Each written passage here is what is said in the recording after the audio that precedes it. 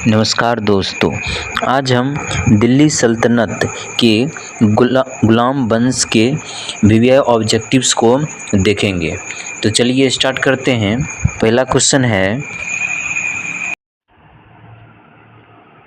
गुलाम वंश का संस्थापक निम्न में से कौन था?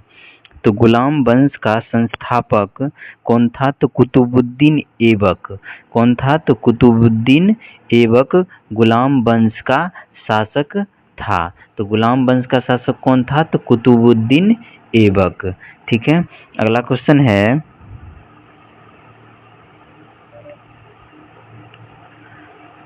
गुलाम वंश का संस्थापक कुतुबुद्दीन ऐबक निम्न में से किसका गुलाम था? तो गुलाम वंश का संस्थापक कुतुबुद्दीन ऐबक निम्न में से किसका गुलाम था?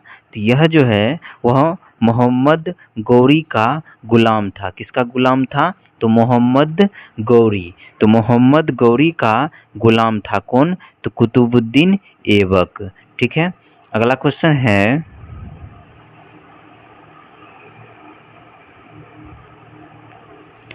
गुलाम वंश का अंतिम शासक, गुलाम वंश का अंतिम शासक निम्न में से कौन था?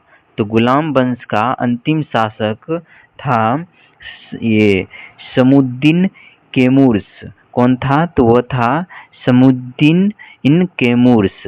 ठीक है। कौन था? तो समुद्दीन कैमूर्स यह गुलाम वंश का अंतिम शासक था। तो गुलाम वंश का अंतिम शासक कौन था? तो समुद्दीन कैमूर्स। अगला क्वेश्चन है, कुतुबुद्दीन ऐबक की 1210 ईस्वी में मृत्यु के उपरांत कौन जो है उसका तत्कालीन उत्तराधिकारी बना? यानी कि जो है कुतुबुद्दीन ऐबक के जो है मृत्यु के उपरांत तत्कालीन उत्तराधिकारी कौन बना? तो तत्कालीन उत्तराधिकारी जो बना वो था आराम शाह। कौन था? तो वह था आराम शाह। ठीक है। तो वो कौन था? तो वह था आराम शाह। ठीक। तो कुतुबुद्दीन ऐबक की 2010 ईस्वी में मृत्यु के उपरांत कौन उसका तत्कालीन उत्तराधिकारी बना? तो वह था आराम शाह। अगला क्वेश्चन है,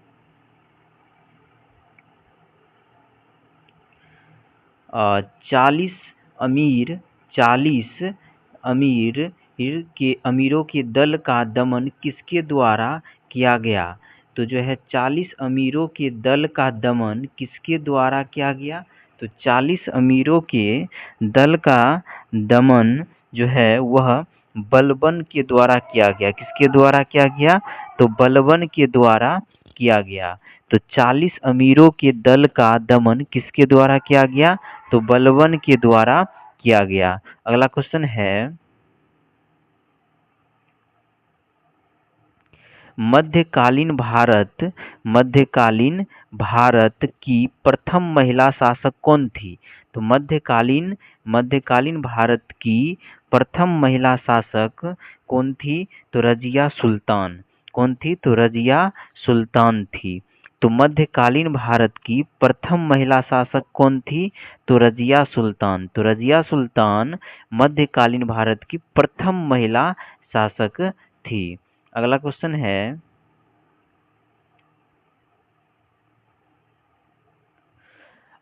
किस तुर्क सुल्तान ने शुद्ध अरबी के सिक्के जारी किए?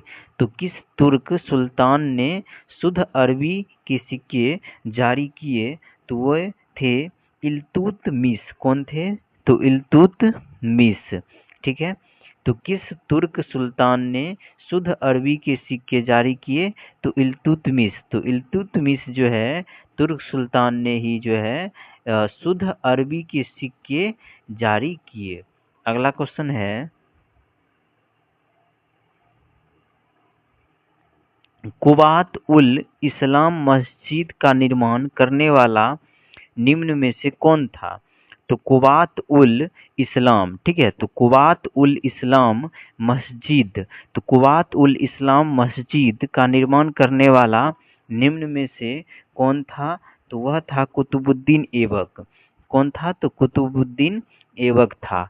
तो जो है कुवात उल इस्लाम मस्जिद का निर्माण करने वाला को शासक कौन था? तो कुतुबुद्दीन ऐबक था। अगला क्वेश्चन है, किसे हराकर दिल्ली में गुलाम वंश की स्थापना की गई थी? तो किसे हराकर दिल्ली में गुलाम वंश की स्थापना की गई थी? तो यह जो है हराया गया था पृथ्वीराज चौहान को। किसको? तो पृथ्वीराज चौहान को। तो किसे हराकर दिल्ली में गुलाम वंश की स्थापना की गई? तो पृथ्वीराज चौहान को हराकर। अगला क्वेश्चन है, दिल्ली की सल्तनत पर काबिज होने वाला प्रथम मुस्लिम वंश कौन था? तो दिल्ली की सल्तनत पर काबिज यानी कब्जा करने वाला प्रथम मुस्लिम वंश कौन था? तो वह प्रथम मुस्लिम वंश था गुलाम वंश। कौन था? तो गुलाम वंश। ठीक है। तो दिल्ली की सल्तनत पर काबिज होने वाला प्रथम मुस्लिम वंश कौन था? तो गुलाम वंश था। ठीक है। तो गुलाम वंश एक मुस्लिम वंश है। अगला क्वेश्चन है, प्रसिद्ध पारसी पर्व नवरोज को भारत में निम्न में से किसने प्रारंभ किया था? तो प्रसिद्ध पारसी पर्व नवराज को भारत में निम्न में से किसने प्रारंभ किया था? तो यह प्रारंभ करने वाला था बलबन। कौन था? तो बलबन। तो प्रसिद्ध पारसी पर्व नवरोज को भारत में निम्न में से किसने प्रारंभ किया था? तो बलबन ने प्रारंभ किया था। अगला क्वेश्चन है, सुल्तान का अभिवादन करने के लिए सिजदा और पेवोस का नियम किसने जारी किया? यानी कि जो है सुल्तान का अभिवादन करने के लिए सिजदा और पेवोस का नियम किसने जारी किया? तो यह नियम जारी किया था बलबन ने। किसने जारी किया था? तो बलबन ने जारी किया था। ठीक है। किसने? तो बलबन ने। अगला क्वेश्चन है, गुलाम वंश को अन्य किस नाम से जाना जाता है? तो गुलाम वंश को अन्य जो है किस नाम से जाना जाता है? तो गुलाम वंश को अन्य जो है वह ममलूक साम्राज्य के नाम से जाना जाता है। यानी कि ममलूक वंश के नाम से भी जाना जाता है। तो गुलाम वंश को अन्य किस नाम से जाना जाता है? तो ममलूक वंश या फिर ममलूक साम्राज्य। अगला क्वेश्चन है,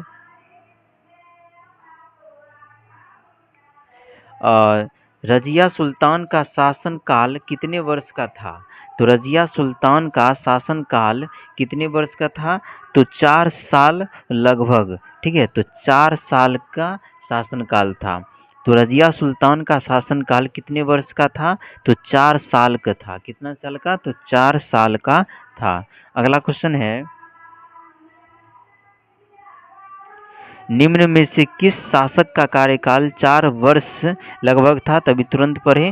किसका था? किस शासक का कार्यकाल वर्ष 4 साल था? तो वह था कुतुबुद्दीन ऐबक का। ठीक है। यानी उसका भी था और इसका भी है। तो कुतुबुद्दीन ऐबक का। ठीक है। तो किसका? तो कुतुबुद्दीन ऐबक का। ठीक है। तो रजिया सुल्तान का भी लगभग 4 वर्ष है और उसके बाद जो है कुतुबुद्दीन ऐबक का भी। तो किस शासक का कार्यकाल 4 वर्ष लगभग है? तो कुतुबुद्दीन ऐबक का। अगला क्वेश्चन है, गुलाम वंश के किस शासक ने अपनी राजधानी और लाहौर से दिल्ली स्थानांतरित कर दी थी? यानी गुलाम वंश के किस शासक ने अपनी राजधानी लाहौर से दिल्ली स्थानांतरित कर दी थी? तो वह गुलाम वंश का शासक कौन था? तो इल्तुतमिश था। कौन था? तो इल्तुतमिश था। तो गुलाम वंश के किस शासक ने अपनी राजधानी लाहौर से दिल्ली स्थानांतरित कर दी थी? तो इल्तुतमिश ने। किसने? तो इल्तुतमिश ने। अगला क्वेश्चन है, इक्ता प्रथा को सांस्थानिक दर्जा किसके द्वारा दिया गया? ठीक है। तो जो है इक्ता प्रथा को सांस्थानिक दर्जा किसके द्वारा दिया गया था? तो यह जो है इल्तुतमिश के द्वारा दिया गया था। किसके द्वारा? तो इल्तुतमिश के द्वारा। ठीक है, तो किसके द्वारा? तो इल्तुतमिश के द्वारा जो है इक्ता प्रथा को संस्थानिक पर दर्जा दिया गया था। अगला क्वेश्चन है,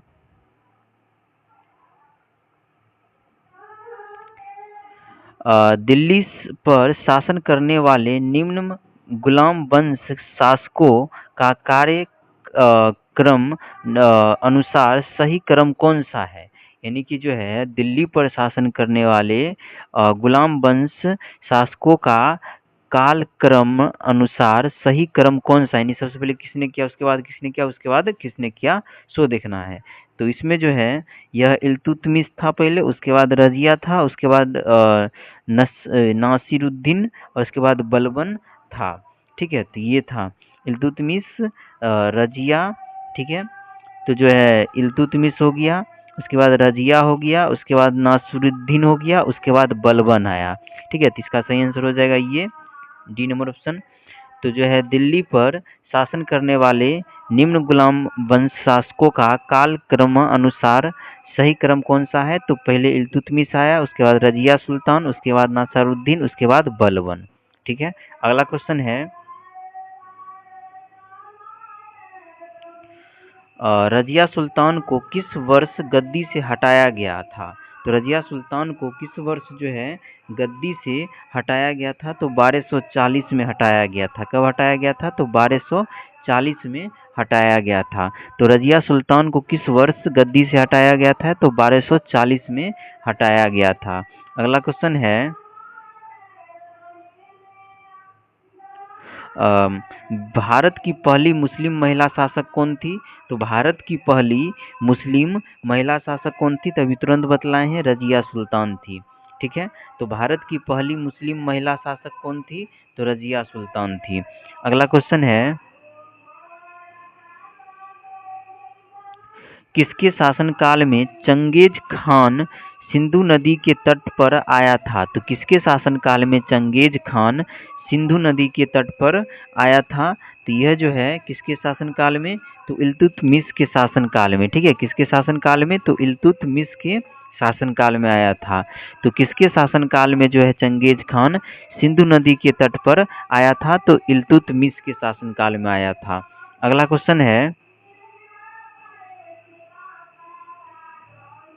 दिल्ली का वह मध्यकालीन शासक कौन था जिसकी मौत चौगान खेलते वक्त घोड़े से गिरने के कारण हुई थी?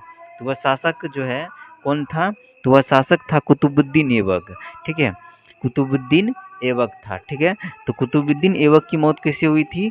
तो इसकी जो मौत हुई थी वह चौगान खेलते वक्त घोड़े से गिरने के कारण हुई थी। ठीक है, तो यह जो है कुतुबुद्दीन ऐबक यह दिल्ली का वह मध्यकालीन शासक था जिसकी मौत चौगान खेलते वक्त घोड़े से गिरने के कारण हुई थी। अगला क्वेश्चन है, बलबन को नाइब ए मुमालिक का पद किस शासक के शासनकाल में प्राप्त हुआ? ठीक है, यानी कि बलबन को जो है नाइब ए मुमालिक का पद किसके शासनकाल में प्राप्त हुआ? तो ये जो है प्राप्त हुआ था किसके शासनकाल में? तो नासिरुद्दीन महमूद के शासन काल में। ठीक है, तो नासिरुद्दीन महमूद के शासनकाल में जो है महमूद के शासनकाल में जो है बलबन को नाइब ए मुमालिक का पद प्राप्त हुआ था। ठीक है, तो जो है बलबन को नाइब ए मुमालिक का पद किस शासक के शासनकाल में प्राप्त हुआ था? तो नासिरुद्दीन महमूद के शासनकाल में प्राप्त हुआ था। अगला क्वेश्चन है, भारत में इक्ता प्रथा का प्रचलन निम्नलिखित में से किसने किया था? तो इक्ता प्रथा का प्रचलन जो है सो किसने किया था ये भी बतलाए हुए हैं। यह क्या था? नसीरुद्दीन महमूद ने। ठीक है, किसने किया था? तो नसीरुद्दीन महमूद ने किया था। तो भारत में इक्ता प्रथा का प्रचलन निम्नलिखित में से किसने किया था?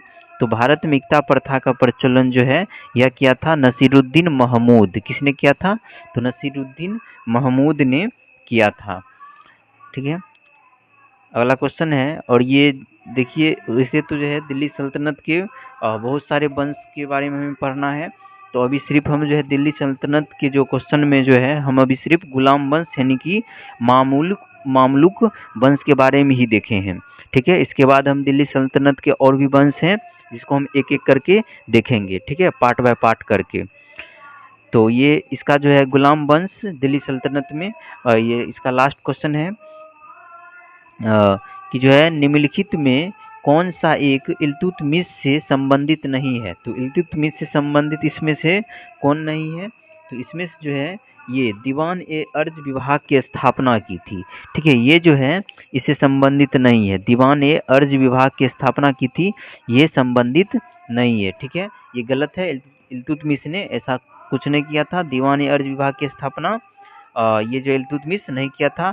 दिल्ली को अपनी राजधानी बनाई, ये बात सही है, इल्तुतमिश ने किया था। खलीफा से खिलत प्राप्त की थी, ये भी बात सही है। और टंका और जीतल मुद्रा जारी की थी, ये भी बात सही है। लेकिन ये जो कह रहा है कि जो है यहाँ पे कि जो है दीवान ए अर्ज विभाग की स्थापना की, ये जो है सो क्या है, इससे संबंधित नहीं है। ठीक, चलिए तो अब जो है हम दिल्ली सल्तनत के अगले वंश के बारे में हम नेक्स्ट वीडियो में पार्ट 2 में हम देखेंगे। तो यह पार्ट 1 का जो है आपको कैसा लगा कमेंट में ज़रूर बताइएगा।